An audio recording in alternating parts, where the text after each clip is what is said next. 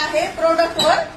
बघा हे बघा, सगळ्या जनतेने बघितलं पाहिजे. जनतेची फसवणूक होताना ऐका ना, जनतेची फसवणूक होताना गोडाऊन मालकाला आणि कोरिअरवाल्याला माहित असतं का जनतेची फसवणूक, तरी पण ते जाणून बुजून हे फसवणूक करतात आणि त्याचे सगळे फसवणूक करतात. जिथं जा, कुठल्या ऑफिसमध्ये जा फसवणूक, कुठल्याही हॉस्पिटलमध्ये जा फसवणूक, बँकेमध्ये जा फसवणूक. ऑनलाईन कशामुळे असतंय की एक जनतेची सुविधा व्हावी. जे सकाळपासून संध्याकाळपर्यंत मेहनत करतात, जे शॉपिंगवर जाऊ शकत नाहीत, ते तो ऑनलाईन मागून घेतात की चला आपलं प्रोडक्ट चांगलं येईल. त्या जनतेचे त्या जे माणसं आहेत, गरीब लोक आहेत, त्यांचा तुम्ही पैसा खायला लागले ना सगळे मिळून. चुकी तुमची नाही. तुम्ही कसं तुमच्या अंगावर घेणार? आम्हाला माहित आहे ना तुमची काही चुकी नाही. तुम्ही करारनामा केला नाही ती चुकी नाही, ती कंपनीवर ढकलता ती चुकी नाही. चुकी आमची ना, आम्ही मागवतो ना. कस्टमरने पहिले ऑर्डर करतात. सर तुम्हाला तुम्हाला ऐका ना सर, मी काय म्हणते, तुम्ही करारनामा करत नाही ना, तुम्ही करारनामा करा ना, कंपनीला बोला ना. ऑथराईज ऍप्लिकेशन तुम्ही ऑर्डर करायला पाहिजे. अहो सगळीकडे फ्रॉड आहे. इंस्टाग्राम एक बी वस्तू चांगली येत नाहीये. आजपासून ऑनलाईन शॉपिंग कुणी करू नाही, ही माझी विनंती राहील सगळ्यांना.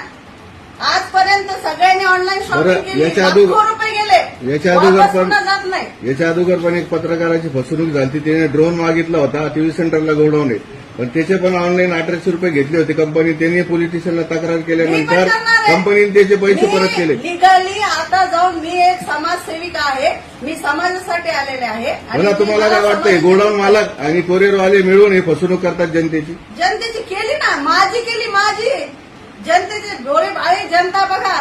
मी एवढं 20 वर्षापासून मी समाजसेवा करते, तर माझी फसवणूक आहे. मी तर शिकलेली, ते बिचारे जे अनपड आहे त्यांचं काय?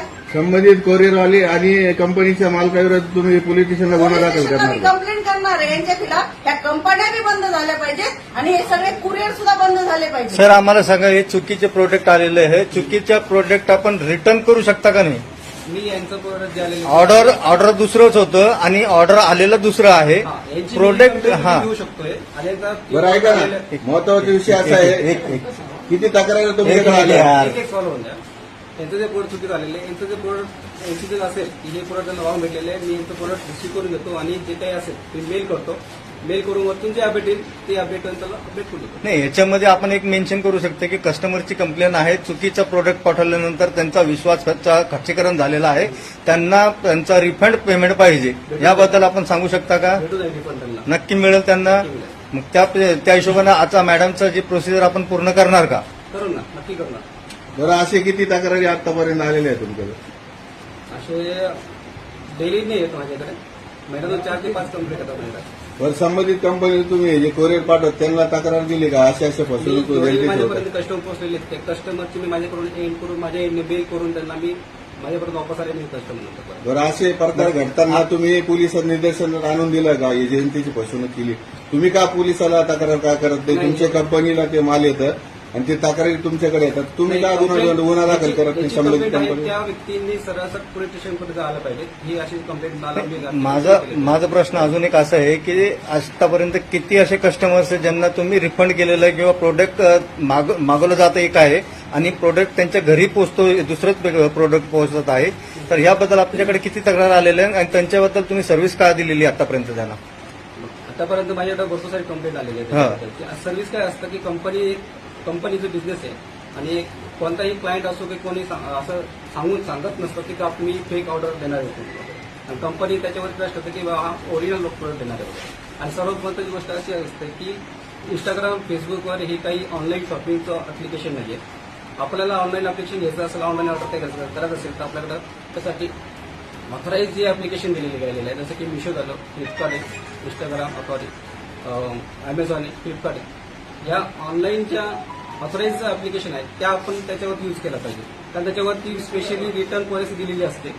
रिटर्न पॉलिसी जर आपण नाही रिटर्न पॉलिसी होत नसेल त्याच्यावरती कस्टमर केअरचा नंबर बी असतो.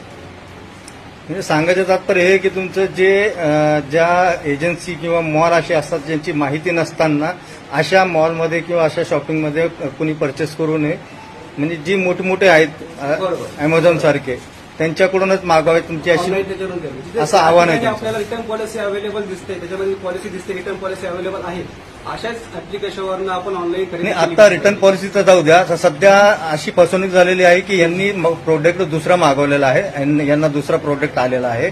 याबाबत आपण त्यांना रिफंड म्हणून पेमेंट करता येईल का किंवा यांचं प्रोडक्ट वापस होईल का? यांचं प्रोडक्ट आता मी यांचं प्रोडक्ट वापस घेतो. यांच्याकडे एक लेटर लिहून घेणार की ते त्यांना अशाच्या वेबसाईटवरनं त्यांनी ऑनलाईन ऑर्डर केली होती आणि ते मला चुकीचं प्रोडक्ट भेटलेले. मी तसं सेम मेल मी कंपनीला करणार माझ्यानं. याच्यामध्ये शक्यता किती आहे रिफंडिंगची? शक्यता किती आहे? मॅडम तुम्ही सीओडी केले का ऑनलाईन केले? ऑनलाईन आहे माझ्याकडे सगळं आहे नाही, ना. नाही. माझ्याकडे सीसीटीव्ही कॅमेरा आहे. नाही, नाही, तुमचं नाही. मुलाला नाही, सगळं आहे माझ्याकडे. नाही, नाही. ऑनलाईन केलंय मी. मुलाला ऑनलाईन पेमेंट केलं. ऑनलाईन केलंय. ठीक आहे, तर मग आता माझ्याकडे सगळं मेसेज वगैरे एक मिनिट सगळं आहे. मॅडम समजू द्या. ऑनलाईन पेमेंट केलेली आहे मॅडमनं सध्या. पेमेंट केलेलं तर त्याला वेळ लागेल.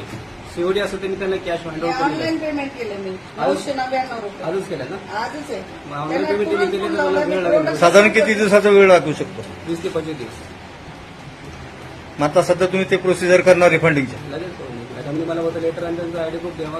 ओके. पुढे ओके. प्रोसेस करू शकतो.